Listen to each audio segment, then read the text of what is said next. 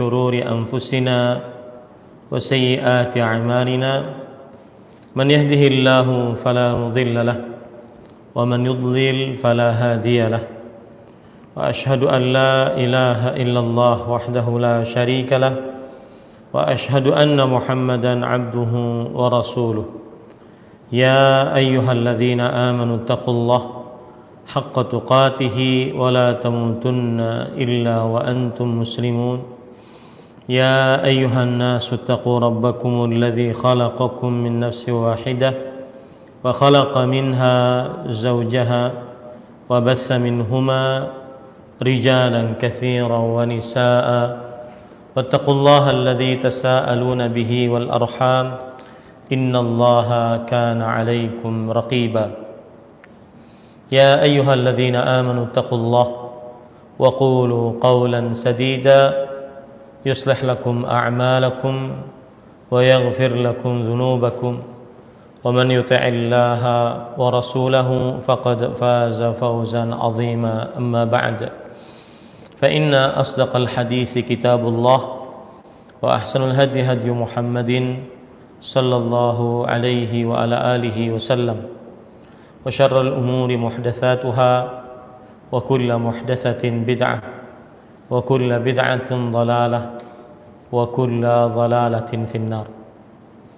Alhamdulillah, kita bersyukur pada Allah Subhanahu wa taala pada hari ini, hari Jumat pagi 13 Syawal 1441 Hijriah, kita kembali duduk bersama di dalam kajian Islam ilmiah rutin setiap Jumat, membaca kitab Al-Kabair, dosa-dosa besar, yang ditulis oleh Al-Imam Muhammad bin Ahmad bin Uthman bin Qaizmaz Al-Zahabi rahimahullahu ta'ala, ulama Islam yang bermadhab Syafi'i. Salawat dan salam semoga selalu Allah berikan kepada Nabi kita Muhammad sallallahu alaihi wa ala alihi wasallam, pada keluarga beliau, para sahabat, serta orang-orang yang mengikuti beliau sampai hari kiamat kelak. Dengan nama-nama Allah yang husna dan sifat-sifatnya yang ulia, kita berdoa, Allahumma inna nas'aluka ilman nafi'an wa rizqan tayyiban wa amalan mutaqabbala. Ahibati hafizakumullahu ta'ala, pada pertemuan kali ini kita membahas Al-Kabiratul Khamisata Ashrah, dosa besar yang ke-15. Penulis Imam Az-Zahabi Asy-Syafi'i rahimahullah mengatakan al-firaru minaz zahf, yaitu kabur dari medan pertempuran. Kabur dari medan pertempuran adalah dosa besar apabila ada pertempuran antara kaum muslimin dengan kaum kafirin atau kaum musyrikin di dalam medan pertempuran. Kemudian sebagian dari orang-orang dari kaum muslimin kabur dari medan pertempuran, maka ini adalah dosa besar. Kecuali kalau seandainya kabur tersebut untuk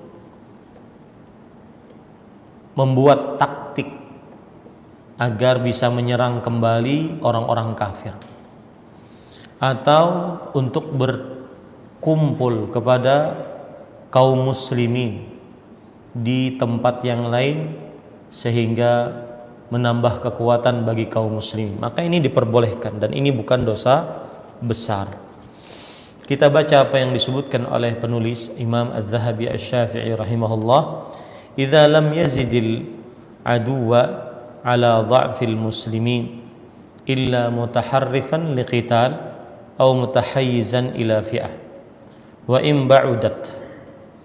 Artinya, termasuk dosa besar di dalam agama Islam adalah apabila kabur dari medan pertempuran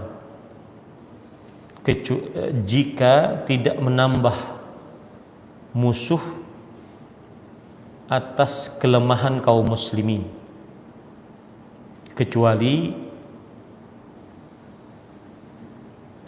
mutaharrifan liqital, kecuali hendak berbelok untuk siasat perang,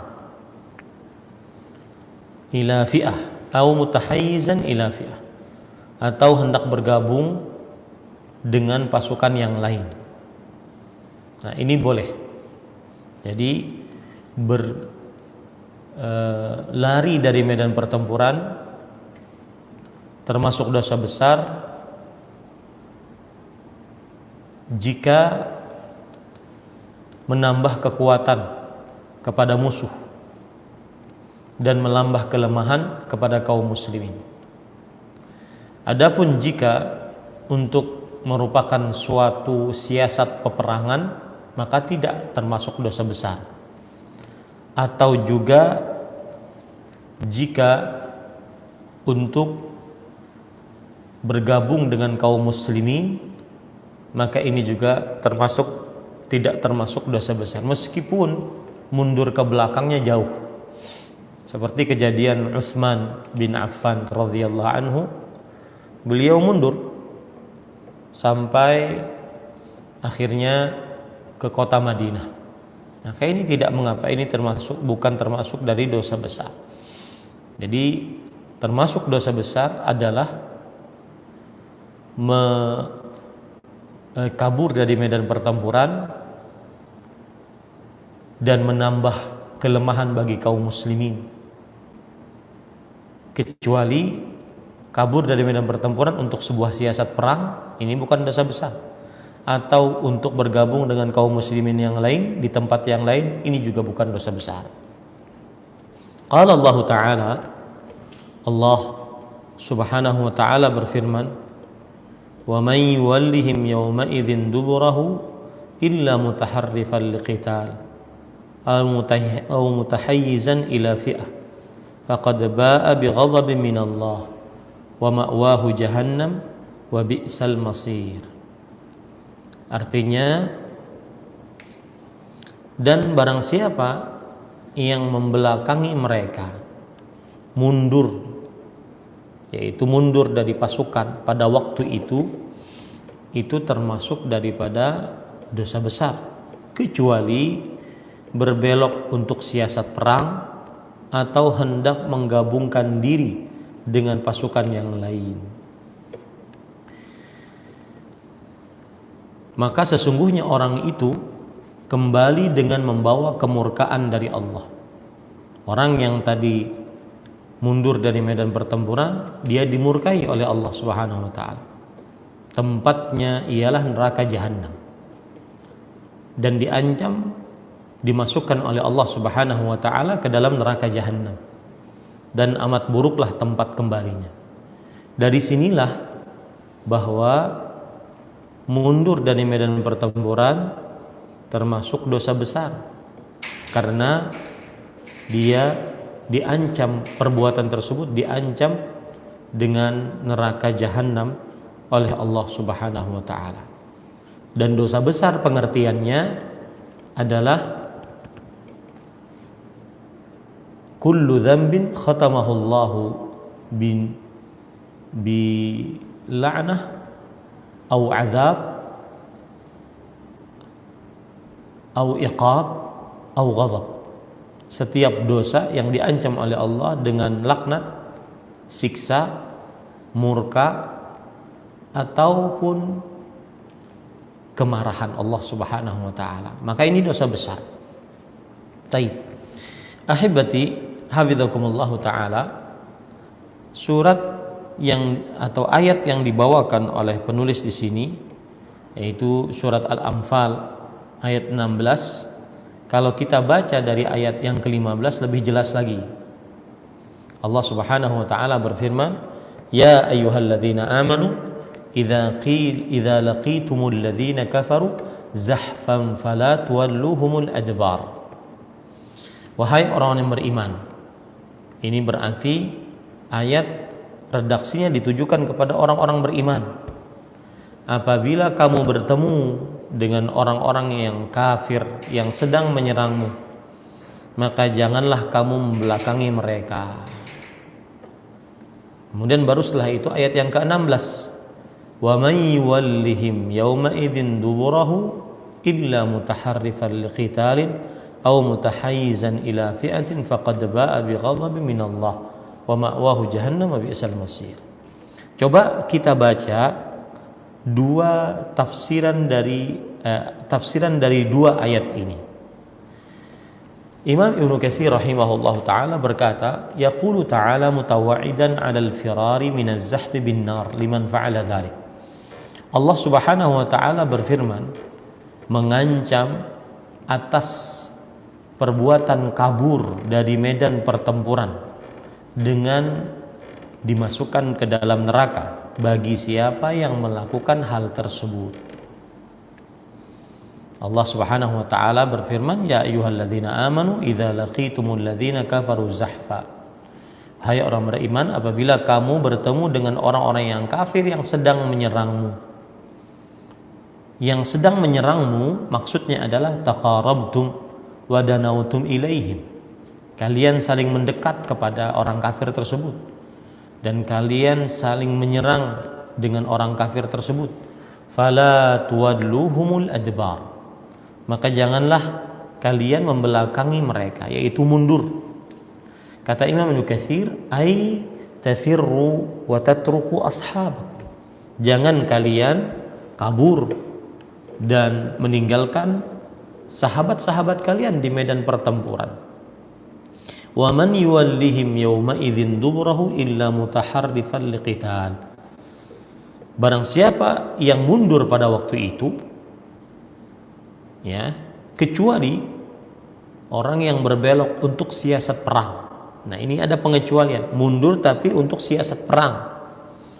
Ay yafirru baina yaday qarnihi makidah liyuriyahu annahu qad khafa minhu fayattabi'uhu thumma yakirru alayhi fayaqtuluhu fala ba'sa alayhi fi dhalik. Nassa alayhi Sa'id bin Jubair was-Suddi. Maksudnya adalah ia lari dari hadapan musuhnya sebagai bentuk siasat, sebagai bentuk tipuan agar musuhnya mengikutinya, sehingga musuhnya mengikutinya tersebut mengira bahwasanya orang yang mundur ini takut, maka akhirnya mengikutinya. Kemudian setelah itu baru yang mundur tadi berbalik untuk membunuh musuhnya. Maka hal ini tidak mengapa atas perbuatan tersebut. Dan yang menegaskan pendapat ini adalah Imam Sa'id bin Jubair, kemudian As-Suddi Ismail As-Suddi rahimahumullah, dua orang ahli tafsir di generasi tabi'i. Nah ini. Wa qala ad-Dhahhak an yataqaddama an ashabihi liyara ghurratan min al-adu fayusibaha. Artinya beda dengan Ad-Dhahhak bin Muzahim rahimahullah, ahli tafsir juga di generasi tabi'i, bahwa yang dimaksud dengan mutaharrifal liqital, yaitu berbelok untuk siasat perang, dia malah maju dari sahabat-sahabatnya agar musuhnya melihatnya, maka kemudian setelah itu dia membunuh musuh tersebut. Nah, ini dua tafsiran dari para ulama ahli tafsir. Apa yang dimaksud dengan mutaharrifan liqital, yaitu mundur berbelok untuk siasat perang. Ada yang mengatakan mundur ke belakang agar musuhnya mengikuti, dikira ini takut, kemudian setelah itu dia bunuh musuhnya. Ada yang mengatakan maju ke depan agar musuhnya melihat, lalu musuhnya pun maju, lalu dibunuhnya. Ini penafsiran illa mutaharrifan liqital, kecuali orang yang berbelok untuk siasat perang, au mutahayyizan ila fi'ah, atau hendak menggabungkan diri dengan pasukan yang lain. Nah, ini hal kedua yang melakukan perbuatan mundur tapi tidak tercela, tapi bukan dosa besar, yaitu mundur untuk menggabungkan diri dengan orang lain atau dengan pasukan lain dari kaum muslimin. Kita baca tafsiran Imam Ibnu Katsir, ay firra min hahuna ila fi'atin ukhra minal muslimin, yaitu maksudnya dia kabur dari pertempuran ini kemudian dia bergabung dengan kelompok kaum muslimin yang lain. Wa yu'awinuhum wa yu'awinuhu fayajuzu lahu dzalik, yang artinya dia menolong kaum muslimin di tempat yang lain dan kaum muslimin menolong dia, dan ini diperbolehkan hatta walau kana fi sariyah fa farra ila amirihi au ila al-imamil a'zam, meskipun sampai di dalam peperangan yang disebut dengan sariyah. Jadi ada sariyah, ada ghazwah. Sariyah adalah peperangan yang pemimpin besar mengutus pasukannya, sedangkan pemimpin besar tidak ikut. Itu namanya sariyah. Seperti Nabi Muhammad sallallahu alaihi wasallam, beliau mengutus pasukan untuk berperang, sedangkan beliau ada beberapa kali tidak ikut. Ya, itu namanya sariyah. Adapun peperangan yang diikuti oleh Rasul sallallahu alaihi wasallam, maka ini disebut dengan ghazwah. Ini disebut dengan ghazwah. Imam Ibnu Katsir mengatakan, meskipun dia di dalam sebuah sariyah, lalu dia mundur untuk bergabung dengan pemimpin yang besar tadi yang mengutusnya, dakhala fi hadhihi rukhsah, maka masuk ke dalam keringanan ini. Kemudian Imam Ibnu Katsir rahimahullahu taala menyebutkan dalil ataupun riwayat, yaitu riwayat Imam Ahmad dalam kitabnya Al-Musnad dengan sanadnya sampai kepada Abdullah bin Umar radhiyallahu anhuma. Beliau berkata, kuntu fi sariyatin min saraya Rasulillah sallallahu alaihi wasallam, fa in kanat lana taubah fahasa an-nasu haisah wa kuntu fi man hasa faqulna kaifa nasna' wa qad fararna min az-zahf wa bawwa'na bil ghadab. Yang artinya, kata Abdullah bin Umar radhiyallahu anhu, aku pernah ikut berperang di dalam peperangan sariyah. Artinya di situ Rasulullah SAW mengutus pasukan dan beliau tidak ikut di dalam peperangan sariyah yang diutus oleh Rasulullah sallallahu alaihi wasallam. Lalu beberapa orang mundur. Maka kami pun mengatakan, bagaimana nasib kita? Kita sudah mundur dari medan pertempuran. Kita sudah diancam dengan kemurkaan dari Allah. Kemudian kami mengatakan, lau dakhalna al-Madinah fabitna. Kalau seandainya kita masuk ke dalam kota Madinah, maka kita masuk malam hari. Kemudian ada yang mengatakan lagi, maksudnya agar tidak ketahuan bahwasanya kita mundur dari medan pertempuran. Ada yang mengatakan lagi bahwasanya lau aradna anfusana ala Rasulillah sallallahu alaihi wasallam fa in kanat lana taubah wa inna dhahabna. Yang artinya, atau kita mengaku saja di hadapan Rasul sallallahu alaihi wasallam. Kalau seandainya Allah memberikan taubat kepada kita, alhamdulillah. Kalau tidak, kita pergi lagi untuk berperang lagi. Fa atainahu qabla salatil ghada. Maka kata Abdullah bin Umar radhiyallahu anhu, kami mendatangi Rasul sallallahu alaihi wasallam sebelum salat subuh. Fa kharaja fa qala manil qaum. Lalu beliau keluar rumah. Kemudian beliau bertanya, siapa kalian? Fa qulna nahnul farrarun. Wahai Rasulullah, kami orang-orang yang kabur dari medan pertempuran. Maka kata Rasul sallallahu alaihi wasallam, la bal antumul akkarun. Tidak, bahkan kalian adalah orang-orang akkarun. Maksudnya orang-orang yang kembali ke dalam pasukan yang besar.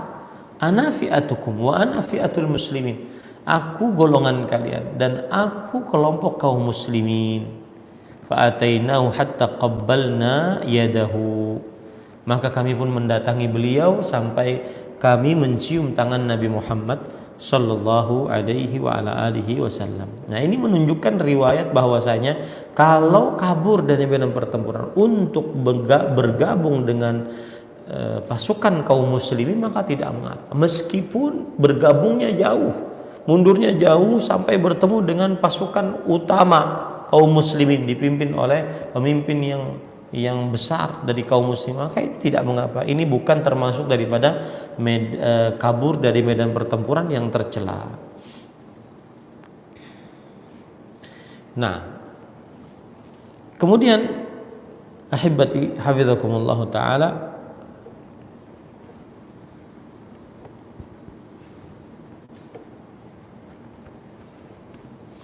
kata Imam Ibnu Katsir, fa amma in kana al-firar la an sabab min hadhihi al-asbab fa innahu haramun wa kabiratun min al-kabair. Adapun jika kabur dari medan pertempuran bukan karena sebab dari sebab-sebab ini, maka dia adalah perbuatan yang haram dan termasuk dosa dari dosa-dosa besar. Lima rawahu al-Bukhari wa Muslim fi sahihaihima an Abi Hurairah radhiyallahu anhu qala Rasulullah sallallahu alaihi wasallam ijtanibus sab'al mubiqat qila ya Rasulullah ma hunna qala asyirku billah was-sihru wa qatlun nafsi allati harrama Allah illa bil haqq wa aqlu malil yatim wat tawalli yawm az-zahf wa qadhfil muhsanatil ghafilatil mu'minat. Yang artinya, adapun jika mundur dari medan pertempuran bukan karena sebab-sebab yang disebutkan tadi, maka dia adalah perbuatan yang haram dan termasuk dosa besar dari dosa-dosa besar yang ada. Hal ini berdasarkan hadis riwayat Imam Bukhari dan Muslim di dalam kitab sahih mereka berdua. Dan hadis ini dibawakan juga oleh Imam Az-Zahabi rahimahullahu taala dalam kitab Al-Kabairnya, bahwa Abu Hurairah radhiyallahu anhu berkata, Rasulullah sallallahu alaihi wasallam bersabda, ijtanibus sab'al mubiqat, jauhilah, ya, jauhilah sab'al mubiqat, artinya dosa besar yang 7. Jauhilah dosa besar yang 7. Apa arti jauhilah? Para ikhwah yang dirahmati oleh Allah Subhanahu wa taala, makna dari jauhilah adalah ij'al bainaka wa baina hadhihi sab'al mubiqat janaban. Jadikan antara dirimu dengan 7 dosa ini janab, yaitu penghalang. Itu yang dimaksud dengan jauhilah, ya. Karena yang namanya al-ijtinab, ijtanibu al-ibti'ad wa adamul muqarabah, menjauh dan tidak mendekat. Menjauh dan tidak mendekat. Taib. Kemudian di sini disebutkan ijtanibus sab'al mubiqat. Menjauhilah dan tidak mendekatlah dari 7 al-mubiqat. 7. Apakah hanya 7 saja dosa besar? Karena disebutkan di dalam hadis Rasulullah sallallahu alaihi wasallam ini, maka jawabannya khilaf di antara ulama. Pendapat yang lebih kuat adalah bahwa al-adad la mafhumalah. Sering saya ulang-ulang perkara ini, bahwa seperti di dalam hadis ini, jumlah bilangan bukan sebagai ukuran, bukan sebagai pembatasan, tetapi hanya sebagai penyebutan. Jumlah bilangan bukan sebagai pembatasan, tetapi hanya sebagai penyebutan. Jadi dosa besar bukan hanya 7 saja, masih banyak dosa-dosa yang lain selain yang disebutkan dalam hadis ini. Kemudian di sini disebutkan ijtanibus sab'al mubiqat. Al-mubiqat, kata Imam Nawawi rahimahullahu taala, adalah al-muhlikat, yaitu yang membinasakan. Maksudnya adalah yang membinasakan.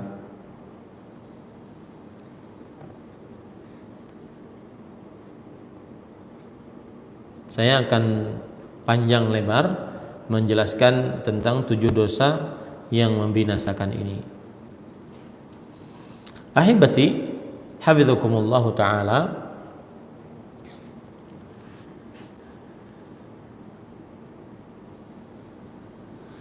sebagaimana sudah saya katakan tadi bahwa 7 dosa besar ini al-muhlikat.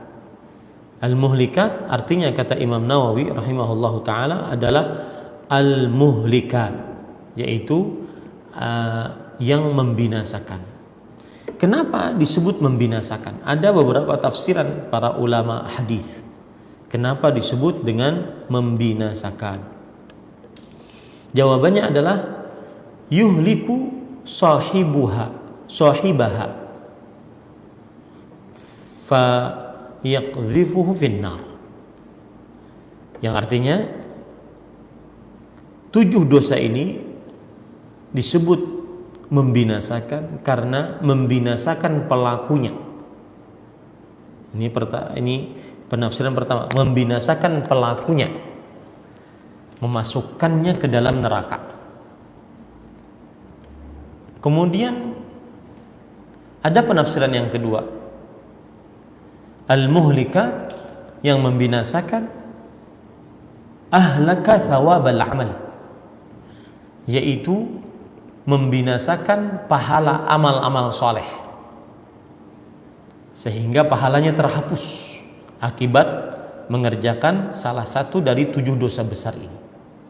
Nah, ini tafsiran al-mubiqat, yaitu al-muhlikat. Tafsiran yang pertama, membinasakan pelakunya, memasukkannya ke dalam neraka. Tafsiran yang kedua, menghapuskan pahala amal-amal dari pelakunya. Nah, ini 2 tafsiran ya para ikhwan yang dirahmati oleh Allah Subhanahu wa taala. Taib. Kemudian penulis mengatakan dalam hadis disebutkan qalu wa ma hunna ya Rasulullah.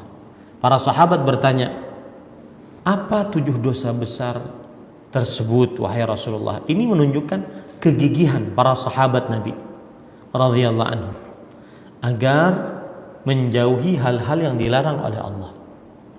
Dan ini juga yang menginspirasi kita membaca kitab Al-Kabair ini.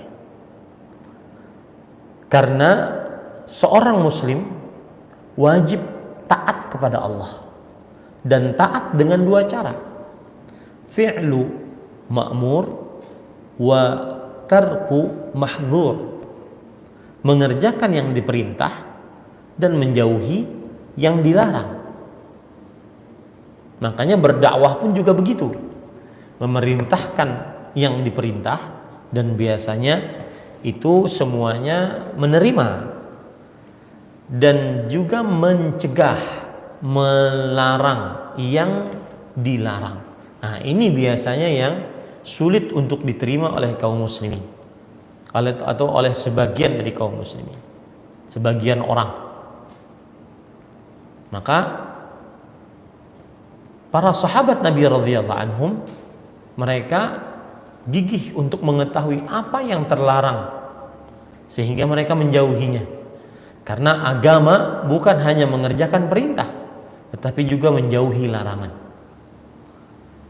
Kita bukan hanya sekedar bertauhid, tetapi juga berlepas diri dari kesyirikan dan para pelakunya. Kita bukan hanya mengerjakan sunnah, tetapi juga menjauhi perbuatan bid'ah. Nah, ini yang menginspirasi kita membaca kitab Al-Kabair, dosa-dosa besar. Dan terus terang, ini adalah wasiat dari guru kita, Asy-Syaikh Al-Allamah Profesor Dr. Abdul Razzaq bin Abdul Muhsin Al-Badr hafizahumullah ta'ala, agar kalau sudah pulang ke daerah masing-masing setelah belajar di kota Madinah, untuk salah satunya adalah membacakan kitab Al-Kabair, dosa-dosa besar. Karena sebagian dari kaum muslimin belum mengetahui apa yang diharamkan oleh Allah Subhanahu wa taala, bahkan yang dinyatakan sebagai dosa besar. Nah, ini pelajaran berarti. Maka bukan berarti ketika kita mempelajari dosa-dosa besar kita suka memvonis orang, mengatakan orang ini menyimpang, orang ini keliru, bahkan orang ini sesat, bahkan orang ini kafir, orang ini musyrik. Bukan. Tetapi salah satu tujuan utamanya adalah mengajari bahwa ini loh perbuatan baik dan ini loh perbuatan buruk. Perbuatan baik dikerjakan, perbuatan buruk dijauhi. Nah, kemudian Rasulullah SAW menjawab, asyirku billah. syirik kepada Allah Subhanahu wa ta'ala. Ahibati hafizakumullah, syirik secara bahasa artinya adalah diddul witr, kebalikan dari ganjil, atau dia adalah asy-syafa', genap secara bahasa. Adapun secara istilah syariat, syirik sebagaimana yang disebutkan oleh Imam Ibnu Qayyim Al-Jauziyah rahimahullah, taswiyatu ghairillah billah fi syai'in min khasaisillah, menyamakan selain Allah dengan Allah di dalam perkara yang khusus milik Allah Subhanahu wa ta'ala. Saya beri contoh, termasuk kesyirikan. Rasulullah sallallahu alaihi wasallam bersabda, man 'allaqa tamimatan faqad asyrak. Barang siapa yang menggantung jimat apapun bentuknya, maka sungguh dia telah melakukan kesyirikan. Kenapa demikian? Karena siapa yang menggantung jimat, maka berarti dia telah menyamakan selain Allah, yaitu jimat, dengan Allah dalam perkara yang khusus milik Allah, yaitu menjaga keselamatan. Menjaga keselamatan khusus milik Allah. Ketika orang menggantung jimat, berarti dia menyamakan jimat dengan Allah dalam perkara khusus milik Allah, yaitu menjaga keselamatan. Begitu juga bersumpah dengan nama selain Allah. Ini adalah sebuah kesyirikan. Rasulullah sallallahu alaihi wasallam bersabda, "Man halafa falyahlib billah, wa man halafa bighairillah faqad asyrak." Barang siapa yang bersumpah, hendaklah dia bersumpah dengan nama Allah. Barang siapa yang bersumpah dengan nama selain Allah, maka sungguh dia telah melakukan kesyirikan. Kenapa demikian? Karena menyamakan selain Allah, dalam hal ini orang yang disebutkan sumpahnya, seperti misalkan ada orang mengucapkan demi Rasulullah, demi Allah, ini tidak boleh.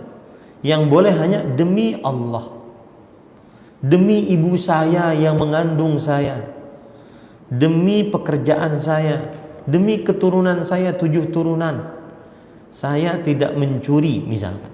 Ini tidak boleh. Yang boleh diucapkan saat orang bersumpah hanya demi Allah, ya, hanya demi Allah. Kenapa? Karena kalau seandainya seseorang bersumpah dengan nama selain nama Allah, maka berarti dia sudah menyamakan selain Allah dengan Allah dalam perkara mengagungkan. Karena yang berhak untuk diagungkan hanya Allah, tidak Rasulullah. Disamakan dengan pengagungan terhadap Allah, tidak jimat, tidak ibu, tidak keturunan. Contoh yang lain misalkan, yaitu menganggap hari sial, bulan sial, ini termasuk kesyirikan. Rasulullah SAW bersabda, at-tiyaratu syirk, man raddathu tiyaratu an hajati faqad asyrak. Merasa bernasib sial karena melihat atau mendengar sesuatu adalah termasuk kesyirikan.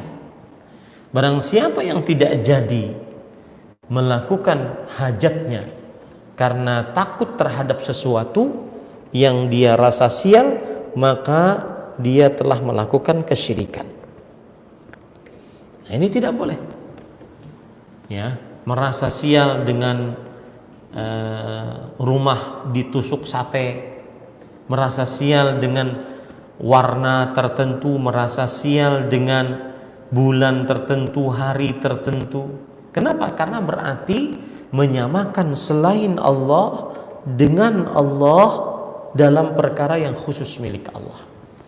Termasuk kesyirikan adalah menganggap seseorang mengetahui akan hal gaib, seperti para dukun, tukang ramal, menganggap dia mengetahui apa yang ada dalam hati kita.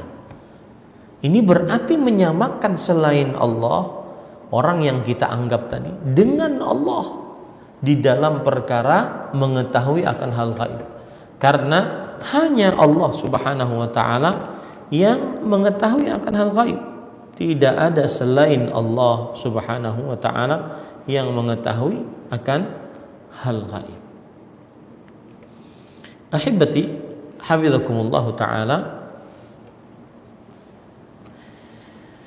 Kemudian syirik adalah dosa besar. Kenapa? Karena yang mati di atasnya belum bertobat tidak diampuni oleh Allah Subhanahu wa taala. Sebagaimana dalam surah An-Nisa ayat 48 dan ayat 116, innallaha la yaghfiru an yushraka bih wa yaghfiru ma duna dzalika liman yasha. Sesungguhnya Allah tidak mengampuni dosa yang mensyirikkannya, dan Allah mengampuni dosa selain itu bagi siapa yang dikehendakinya. Kenapa syirik dosa besar juga? Karena Allah Subhanahu wa taala mengancam pelaku kesyirikan tidak diharamkan dari surga, dan tempatnya paling pantas di neraka, dan tidak ada penolong seorang pun di akhirat untuknya. Sebagaimana dalam surat Al-Maidah Allah Subhanahu wa taala berfirman, innahu man yusyrik billah faqad harramallahu alaihi al-jannah wa ma'wahu an-nar wa ma lidh-dhalimin min ansar. Surah Al-Maidah ayat 72. Sesungguhnya orang yang mensyirikkan Allah, maka pasti Allah mengharamkan kepadanya surga, dan tempatnya ialah neraka, dan tidaklah ada bagi orang-orang yang musyrik seorang penolong pun.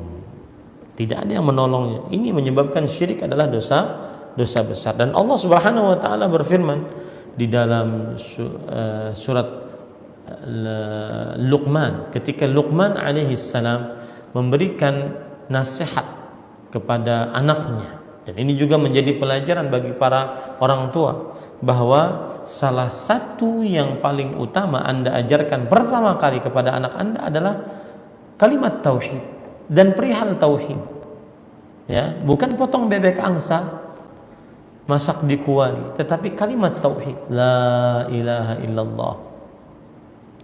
Allah berfirman dalam surat Luqman, wa idh qala Luqmanu libnihi wa huwa ya'idhuh ya bunayya la tusyrik billah. Dan ingatlah ketika Luqman berkata kepada anaknya dalam keadaan ia sedang memberi pelajaran kepada anaknya. Yang pelajaran paling pertama apa? Wahai anakku, janganlah kamu mensyirikkan Allah. Inna syirka la zulmun azim. Sesungguhnya kesyirikan adalah kezaliman yang sangat besar.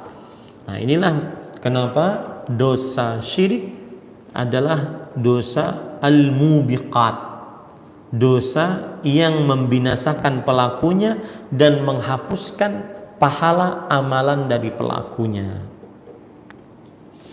Nah, kemudian yang kedua, wa qatlun nafsil lati harramallahu illa bil haqq, yang artinya membunuh seseorang yang diharamkan oleh Allah untuk dibunuh.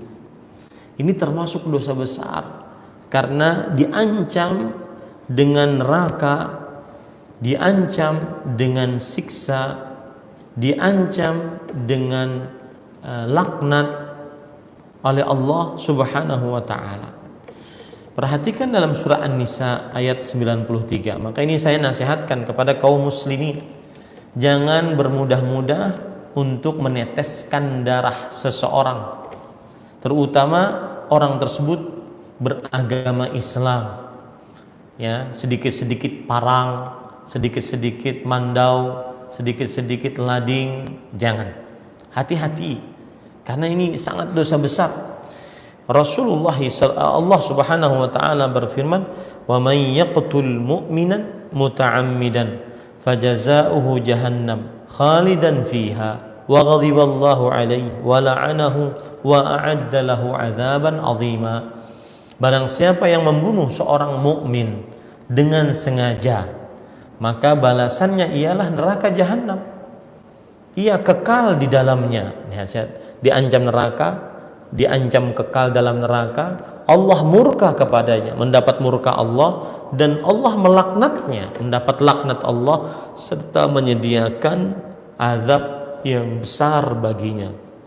5 ancaman keras, sadis dari Allah Subhanahu wa taala bagi siapa yang membunuh seorang beriman tanpa kebenaran.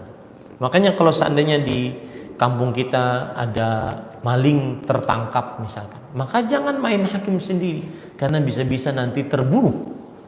Ya, kalau terbunuh kita berdosa, dia berdosa atas malingnya, dan kita atau seseorang berdosa atas pembunuhan terhadap dia kalau dia seorang muslim. Nah, ini tidak boleh, jangan asal main hakim sendiri. Nyawa di dalam agama Islam adalah salah satu dari 5 perkara yang wajib dijaga. Nyawa dalam agama Islam adalah salah satu dari 5 perkara yang wajib dijaga, yang disebut dalam bahasa para ulama ad-daruriyatul khams, 5 perkara yang darurat untuk dijaga. Ya, salah satunya adalah nyawa, kemudian harta, kemudian akal, kemudian keturunan, kemudian kehormatan. Ya, 5 perkara. Maka apa saja yang menghancurkan, membinasakan 5 perkara ini, maka diharamkan dalam agama Islam. Karena itu termasuk daripada maqsad min maqasidis syariah, termasuk daripada tujuan utama mulia dari tujuan-tujuan syariat Islam. Makanya Rasulullah sallallahu alaihi wasallam bersabda, la yahillu li damu mri'in muslimin yashhadu an la ilaha illallah wa anni rasulullah illa bi ihda thalath, an-nafsu bin nafs wa thayyibu zani wa tariqu lidinihi al-mufariqu lil jamaah. Yang artinya tidak halal darah seorang muslim yang bersyahadat la ilaha illallah dan bahwa aku adalah Rasulullah, kecuali dengan salah satu dari 3 sebab, 3 keadaan. Nah, ini baru halal darahnya. Yang pertama, membunuh, maka boleh dibunuh. Ini pun yang boleh membunuh pembunuh adalah pihak berwenang, bukan keluarga si terbunuh, bukan. Nyawa dibayar nyawa, tapi tidak diperbolehkan orang umum untuk melakukan ini, karena nanti tidak selesai. Misalkan ini membunuh si ini, keluarga si ini membunuh si ini, keluarga si ini membunuh lagi keluarga yang membunuh tadi yang kedua, dan seterusnya, nggak akan selesai. Tapi yang melakukannya adalah pihak yang berwenang. Yang kedua, yang darahnya halal adalah ats-tsayyibuz zani, yaitu orang yang sudah menikah, pernah merasakan memasukkan kemaluan ke dalam kemaluan, kemudian dia masih berzina. Dia berzina, sudah merasakan kelezatan tapi masih berzina. Ini halal darahnya, terutama kalau seandainya dijalankan syariat Islam di daerah tersebut secara maksimal. Yang ketiga, at-tariku lidini, yang keluar dari agama, berpisah dari kesatuan kaum muslimin, maka ini halal darahnya. Ya, orang-orang yang murtad dari agama Islam. Tetapi sekali lagi, tidak diperbolehkan kemudian sembarang orang untuk membunuh orang-orang yang dari salah satu dari 3 orang yang kita sebutkan ini. Nah, dan ahibati hafizakumullah ta'ala, sebagian ulama mengatakan bahwasanya tidak ada dosa besar setelah syirik dan setelah perbuatan kesyirikan kecuali dosa membunuh. berdasarkan firman Allah dalam surat Al-Furqan. Ya, Allah Subhanahu wa taala berfirman di dalam surat Al-Furqan, surat Al-Furqan ayat 68, walladzina la yad'una ma'allahi ilahan akhar wa la yaqtuluna an-nafsa allati harramallahu illa bil haqq wa la yaznun. Dan orang-orang yang tidak mensyirikkan Allah dengan sembahan lainnya dan tidak membunuh jiwa yang diharamkan Allah, tidak membunuh jiwa yang diharamkan oleh Allah Subhanahu wa ta'ala.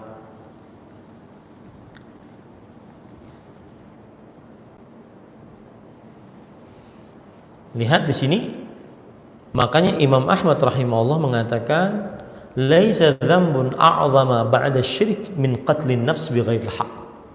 Tidak ada dosa yang lebih besar setelah dosa kesyirikan dibandingkan membunuh nyawa seorang muslim tanpa kebenaran. Maka hati-hati juga saya ingatkan kepada kaum muslimin, jangan sampai terprovokasi untuk melakukan pemberontakan, untuk melakukan pembunuhan, untuk melakukan revolusi yang menyebabkan akhirnya ada korban yang meninggal. Ya, korban-korban meninggal tersebut akan meminta pertanggungjawabannya nanti di hari kiamat kepada orang yang pernah membunuhnya. Disebutkan dalam hadis sahih bahwasanya orang yang dipenggal lehernya di hari kiamat akan menenteng kepalanya.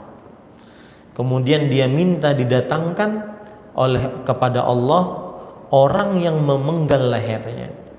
Kemudian di hadapan Allah orang yang terpenggal lehernya, yang sambil menenteng lehernya tersebut, ataupun maksud saya kepalanya tersebut, dia mengatakan kepada Allah, ya Rabb, salhu fima qatalani.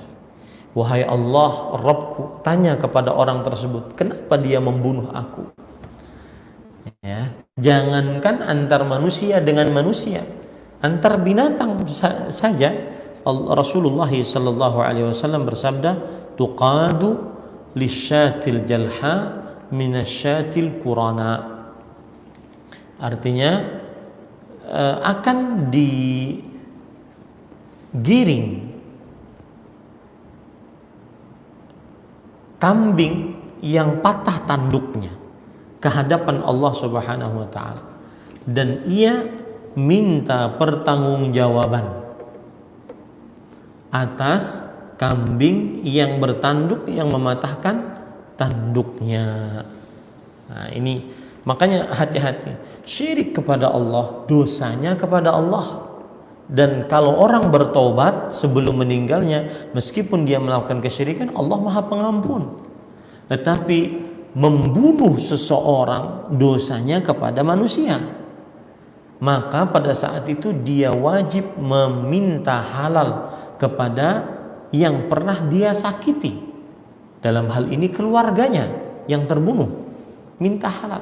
Kalau dihalalkan, alhamdulillah. Kalau tidak dihalalkan, maka dosa tersebut akan terus membayang-bayangi kehidupannya, terutama di akhirat. Dia akan dimintai pertanggungjawaban. Dia akan mentransfer pahala kepada orang yang dia bunuh. Ya, kalau seandainya di dunia dia belum minta halal. Seperti itu. Kalau seandainya dia keliru dalam membunuh orang tersebut, bukan yang diperbolehkan untuk dibunuh, maka hati-hati. Makanya para ulama mengatakan huququl adamiyyin mabniyatun 'alal musyahah. Hak antar sesama manusia dibangun di atas saling tarik menarik kepentingan. Ya, saya mau masuk surga, maka saya harus punya pahala banyak. Ada orang yang menzalimi saya di dunia dan belum minta halal, saya minta pertanggungjawaban dia, maka pahalanya ditransfer kepada saya agar saya bisa masuk ke dalam surga. Mabniyatun 'alal musyahah, ya, dibangun di atas saling meminta. Maka hati-hati dosa-dosa yang berkaitan dengan orang lain. Harus dia minta halal. Sebagaimana hadis Rasul sallallahu alaihi wasallam, "Man kanat 'indahu madlamatun li akhihi falyatahallal minhu al-yawm qabla an la yakuna dinar wala dirham." Yang artinya man kanat 'indah, barang siapa yang di sisinya ada sebuah kezaliman untuk saudaranya, min 'irdhihi, baik itu merendahkan kehormatannya, harkat martabatnya, au min syai', atau apapun kezaliman, falyatahallal minhul yaum, hendaklah dia minta halal dari orang tersebut pada hari sekarang ini, masih di dunia, qabla an la yakuna dinar wala dirham, sebelum tidak ada emas dan perak untuk minta halal. Karena biasanya kalau orang minta halal, minta maaf, kasih hadiah di dunia itu. Nah, nanti di akhirat tidak ada emas dan perak, tidak ada hadiah. In kana lahu amalun salih ukhidha minhu biqadri madlamatih. Kalau orang ini yang menzalimi melakukan mempunyai amal saleh, maka amal salehnya diambil sesuai dengan kezaliman yang dia lakukan kepada orang lain. Wa illam yakun lahu hasanat ukhidha min sayyiati sahibi fahumila alaih. Dan kalau seandainya orang yang menzalimi ini tidak mempunyai pahala, maka diambil dari orang yang terzalimi dosa-dosanya dan ditimpakan kepada yang menzaliminya. Hadis riwayat Bukhari dari Abu Hurairah radhiyallahu anhu. Maka hati-hati membunuh, meneteskan darah seorang muslim yang tidak dibenarkan untuk diteteskan. Hati-hati, ini sangat berbahaya. Yang ketiga, wa aklur riba, makan harta riba. Riba secara bahasa artinya adalah aziyadah, tambahan. Maka segala macam tambahan disebut dengan riba. Seperti misalkan riba fadl, yaitu riba tambahan. Apabila ada orang berhutang 1 juta, lalu dia bayar 1.500.000, maka ini riba, haram hukumnya. Dan itu yang terjadi di bank-bank konvensional, di kantor-kantor leasing. Ya, begitu juga dalam perihal menggadaikan sepeda motor misalkan untuk mendapatkan uang. Maka sebenarnya sepeda motor yang digadaikan itu tidak berhak untuk dipakai oleh orang yang menghutangi. Karena yang namanya gadai itu adalah proses pinjam meminjam, hutang piutang dengan jaminan. Itu namanya gadai. Kalau dalam bahasa Banjar namanya menyandai. Ya, menyandai atau menyandakan. Saya perlu uang dan saya punya mobil. Mobil saya sandakan kepada seseorang yang mempunyai uang. Akhirnya saya dapat uang dan mobil saya sebagai jaminan. Jadi kepemilikan mobil tersebut tetap pada saya, bukan kepada yang memberikan hutang kepada saya. Makanya yang memberikan hutang tidak boleh mengambil, memakai, ya apalagi sampai menyita, tidak boleh. Ya, karena itu riba. Dan itu terjadi banyak di masyarakat. Itu adalah riba. Ustadz, kan ridho antara ridho yang menyandai dan yang disandai ridho. Maka kita katakan zina tidak boleh meskipun ridho. Begitu juga riba tidak diperbolehkan meskipun ridho. Ya, rela dengan rela. Nah ini riba, dan riba dosa besar.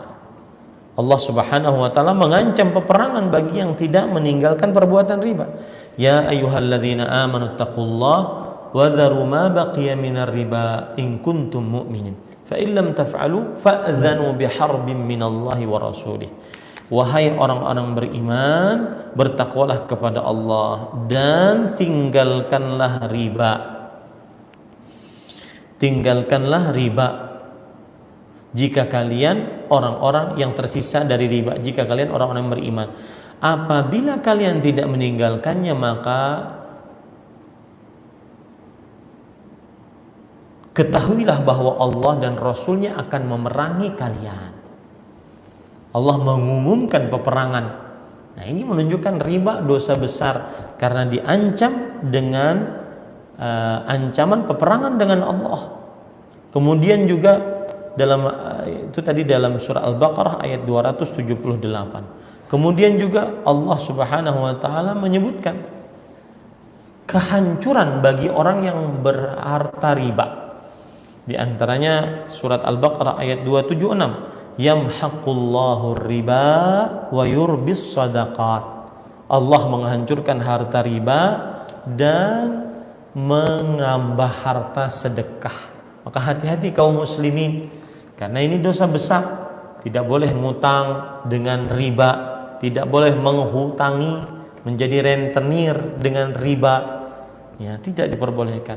Kemudian juga menyicil rumah melalui pihak ketiga, itu riba. Menyicil motor, mobil melalui pihak ketiga, itu riba. Ya, kalau seandainya antara dua belah pihak saja, maka itu tidak riba. Misalkan si pembeli dengan si penjual, kemudian si pembeli membeli mobil, motor atau rumah dengan cicilan, ini tidak apa-apa. Tetapi ketika ada si pembeli, kemudian si penjual, ada pihak keuangan yang ketiga, maka ini riba. Kenapa? Karena sebenarnya yang terjadi adalah pihak keuangan ini meminjamkan uang kepada si pembeli, kemudian nanti si pembeli bisa membeli barang tersebut, tapi nanti dia menyicil kepada pihak keuangan atau leasing itu dengan cicilan yang lebih besar dari hutang yang dia pinjam kepada bagian leasing tersebut. Itu riba. Maka mobilnya kadang cepat mogok, motornya kadang cepat rusak, ya karena dihancurkan oleh Allah, tidak berkah. Dagangannya dari hasil minjam uang, berapa banyak orang-orang yang dulunya punya toko, punya rumah makan, akhirnya dia terlibat hutang piutang di bank, riba, akhirnya rumah makannya bangkrut. Ya, tidak enak dimakan, tidak banyak pengunjung dan semisalnya. Karena Allah telah menjanjikan perperangan dengan orang berlaku riba, dan Allah telah mengancam menghancurkan harta riba. Nah, itu dosa besar yang ketiga. Yang keempat, wa aklu malil yatim. Termasuk dari dosa besar adalah memakan harta anak yatim.